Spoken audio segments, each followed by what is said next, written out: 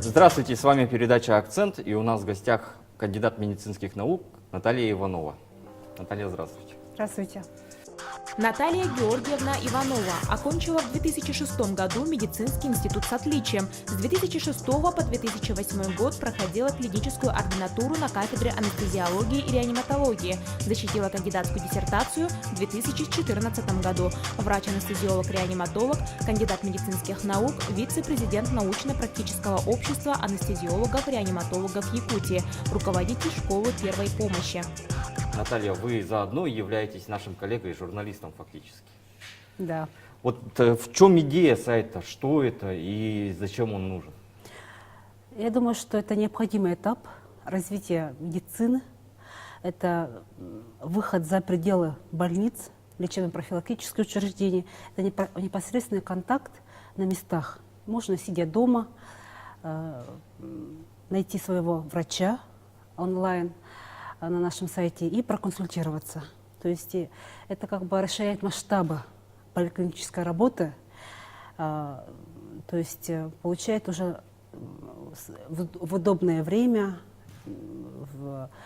на интересующие вопросы. Совсем недавно был большой скандал, когда один из врачей поставил диагноз по WhatsApp.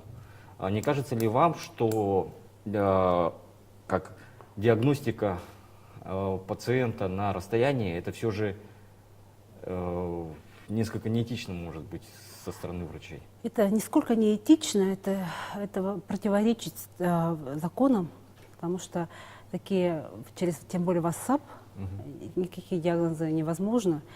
Я думаю, что человек, который обращается к врачу через WhatsApp, наверное, скорее всего, знакомый, и который, наверное, в тесном контакте, которые люди, да? А так, на сегодняшний день онлайн-консультация – это другой вид, скажем так. Диагнозы никто не ставит точных, это только рекомендательный характер. А то, что сейчас можно отправлять фотографии, результаты анализов, да, это уже будет закрытый контент, который не всенародный, как-то не доступ только врач и пациент. И то вот эти все моменты, они уточняются сейчас. Что сейчас возможно на нашем сайте? Пациентам узнать всю информацию про свои болезни путем онлайн-консультаций. Да? Во-вторых, это консолидация врачей, поскольку этот сайт не только для пациентов, да, для населения, а для врачей, образования. Это наша ассоциация, школа здоровья. То есть ekd.ru, он дал возможность узнать друг от друга. И врачам, улусным врачам, и врачам городских больниц. Кому пришла идея и кто воплощает ее в жизнь? Вообще идейным вдохновителем является врач-рентгенолог Радислав Григорьевич Гатилов. Вот, и осенью он собрал на всех вокруг себя и начали потихоньку работать. И до сих пор наш сайт работал в тестовом режиме. А сейчас мы получили поддержку Минздрава и поддержку многих других компаний, да, и начали более-менее серьезно начинать работать.